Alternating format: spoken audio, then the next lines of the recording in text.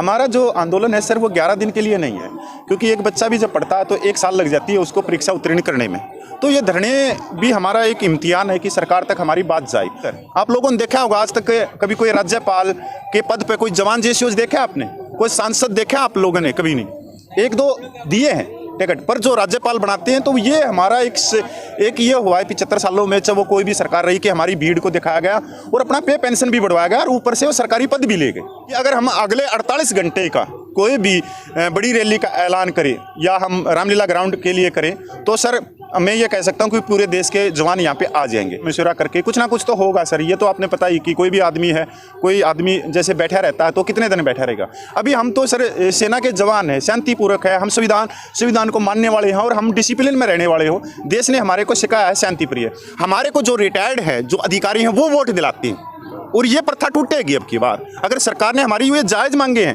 पहली बात तो मैं आपके चैनल के थ्रू ये कहना चाह रहा हूँ कि ये पैसे की लड़ाई नहीं है सर, ये भारतीय सेना को विश्व की सबसे शक्तिशाली सेना बनाने का सपना। सर आज लगभग 10-11 दिन हो चुके हैं, क्या सरकार से किसी लेवल पे बातचीत शुरू हुई है?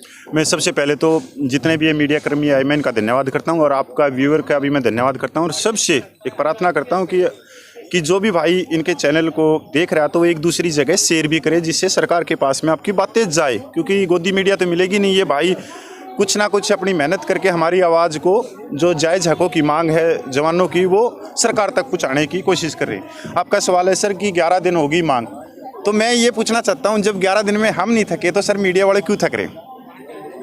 हमारा जो आंदोलन है सर वो 11 दिन के लिए नहीं है, क्योंकि एक बच्चा भी जब पढ़ता है तो 1 साल लग जाती है उसको परीक्षा उत्तीर्ण करने में। तो ये धरने भी हमारा एक इम्तिहान है कि सरकार तक हमारी बात जाए और सरकार तक आप लोगों ने बात पहुँचाई भी है कि ये जायज़ है। कोई भी चीज़ चलती है सर वो संघर्ष थोड़ा सा लंबा है, क्योंकि ये जो 75 सालों से सरकार के अंदर जो बैठी हुई है बहुत पुरानी बीमारी हो गई सरकार को, क्योंकि सरकार ने ये देखा कि जो जवान है वो 28 लाख हैं, फिर वर्तमान में जवान है इनकी 5 करोड़ के करीब वोट है। तो हमारी जो वोटों का जो मालिक था वो थे रिटायर्ड ऑफिसर। आप लोगों ने देखा होगा आज तक कभी कोई राज्यपाल के पद पे कोई जवान जेसीओ देखा आपने? कोई सांसद देखा आप लोगों ने? कभी नहीं। 1-2 दिए हैं टिकट, पर जो राज्यपाल बनाते हैं तो ये हमारा एक ये हुआ है 75 सालों में जब वो कोई भी सरकार रही कि हमारी भीड़ को दिखाया गया और अपना पे पेंशन भी बढ़वाया गया और ऊपर से वो सरकारी पद भी ले गए। तो ये बहुत अलग चीज़ थी जो 75 सालों में ये धरना चल रहा है। ये बहुत लंबी दूरी तक जा रहा है कि आप ये मत सोचो सर हम यहाँ पे बैठे हैं। यहाँ की एक एक खबर पूरे देश के सैनिकों के पास में जा रही है और आप लोग पूछाने वाले हो। मैं आप लोगों का फिर धन्यवाद करता हूँ। तो कैसा समर्थन मिल रहा है ऑल ओवर इंडिया से? आपसे लोग जुड़ रहे हैं? बहुत ज़बरदस्त है सर। मैं इतना कह सकता हूँ, अगर आज के टाइम ये तो खुफिया विभाग बता सकती है सरकार को कि अगर हम अगले 48 घंटे का कोई भी बड़ी रैली का ऐलान करें या हम रामलीला ग्राउंड के लिए करें तो सर मैं ये कह सकता हूँ कि पूरे देश के जवान यहाँ पे आ जाएंगे।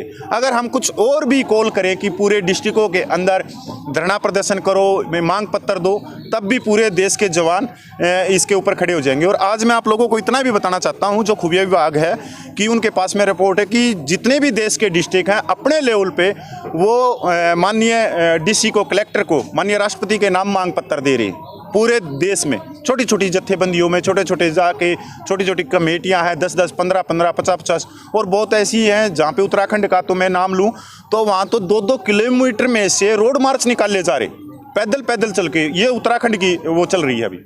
तो क्या आगे ऐसा कोई प्लान है कि रामलीला मैदान में या संसद का घेराव करने का? सर ये तो बड़े लेवल पे सर इसकी तो देखो जो बुजुर्ग हैं सबसे सलाह मशवरा करके, क्योंकि पूरे देश की यहाँ पे जत्थेबंदी आई थी उनसे भी सलाह मशवरा करके कुछ ना कुछ तो होगा सर। ये तो आपने पता ही कि कोई भी आदमी है, कोई आदमी जैसे बैठा रहता है तो कितने दिन बैठा रहेगा। अभी हम तो सर सेना के जवान हैं, शांतिपूर्वक है, हम संविधान को मानने वाले हैं और हम डिसिप्लिन में रहने वाले हो। देश ने हमारे को सिखाया है शांति प्रिय।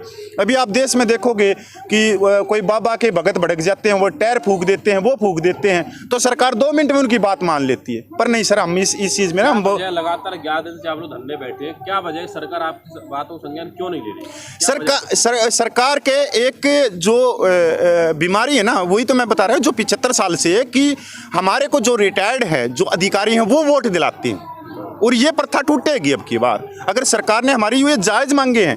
पहली बात तो मैं आपके चैनल के थ्रू ये कहना चाह रहा हूँ कि ये पैसे की लड़ाई नहीं है सर, ये भारतीय सेना को विश्व की सबसे शक्तिशाली सेना बनाने का सपना है।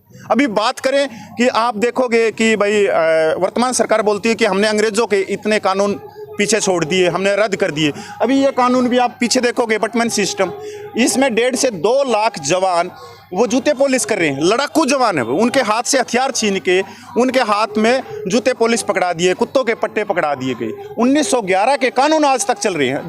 जब अंग्रेजों के इतने अच्छे कानून हैं तो फिर सारे के सारे अंग्रेजों के कानून ले आओ। फिर बाबा भीमराव अंबेडकर का जो संविधान है, जो आर्टिकल 19 हमारे को बोलने की आज़ादी देता है, आर्टिकल 14 हमारे को ये कहता है कि असमानता नहीं होगी, समानता के साथ सभी को जीने का अधिकार दिया जाएगा, चाहे वो गरीब है चाहे अमीर है। आप लोगों से मैं पूछना चाहता हूँ, जो ये फुटपाथ के ऊपर ये चाय बेच रहे हैं, इसकी भी वोट है, और जो बड़े बड़े उद्योगपति है, अडानी है, अंबानी है, सर उसकी भी वोट है। उनकी दोनों की वोट में कोई वजन है कि इस जो चाय बेच रहा है इसकी वोट का वजन कम है या अडानी की वोट का वजन ज़्यादा? नहीं सर, लोकतंत्र में सबकी वोट का एक सम्मान। तो हम यहाँ समानता का अधिकार मांग रहे हैं। भारतीय सेना को विश्व की सबसे शक्तिशाली सेना बनाने का सपना लेके। तो ये बात खुद ही कहते हैं कि हमने रिफॉर्म कर दिया, आज सैनिक जो है सम्मान की जिंदगी जी रहा है। ये तो मोदी जी सर, मैं माननीय प्रधानमंत्री है सर, मैं उनका धन्यवाद करता हूं, क्योंकि आप लोग देखोगे कि वो हर साल होली दिवाली पे वो जवानों के साथ में बॉर्डर पे जाते हैं। मुख्यमंत्री थे तब भी जाते थे, और मैंने भी 2014 में वोट कराया कि पहली बार हमारे को लगा था 2014 में कि यार अब की बार कुछ चेंज होगा भारतीय सेनाओं में। मैंने 2019 में भी दिया, पर सर अभी देख लो ये 8 साल के करीब हो गया, अभी तक कोई भी चेंज नहीं हुआ। हाँ, ये मैं बात कहता हूँ कि मोदी जी ने 1 रैंक 1 पेंशन दी, 40 साल पुरानी दी, उसके लिए धन्यवाद। उसके अंदर उन्होंने 42,700 करोड़ रुपया दिया, पर वो गया कहाँ पैसा? सैनिक विधवाओं के खाते में तो आया नहीं, वो गया कहाँ? वहाँ पर जो बढ़ोतरी हो रही है, जो हमारी 1 रैंक 1 पेंशन में, वो 298 रुपये से 2,000 हो रखी। और दूसरी तरफ जो 1 रैंक 1 पेंशन का सेकंड रिवीजन जो 20 जनवरी को निकाला, उसके अंदर 23,000 करोड़ रुपया दिया, उसका 85% पैसा एक वर्ग को चला गया। और उसमें भी हम ये देखो कि जो वीर नारियां जिनके पति ने इस देश की रक्षा करते हुए अपने जीवन कुर्बान कर दिया देश के लिए, जो 3 या 4 साल की सर्विस में शहीद हुए हैं, उनके अकाउंट में 1 रुपया नहीं आ रहा। आंखें नहीं है, हाथ नहीं है, पैर नहीं है, जो चमचों के सारे बिस्तर के ऊपर हैं आज के इस समय, उनके अकाउंट में 32 रुपया है। जेसीओ जो रैंक है वो सेकंड कमांड बोली जाती है सेना में, उनके अकाउंट में 1 रुपया नहीं है जेसीओ रैंक के लिए। प्रीमेच्योर है जो कम सर्विस में, क्योंकि सेना को जवान रखना है, तो जवान रखना है तो कम सर्विस के अंदर रिटायरमेंट दी जाती है, तो हमारी प्रीमेच्योर रिटायरमेंट होती ही नहीं। हमारा तो बॉन्ड भरा जाता है 15+2।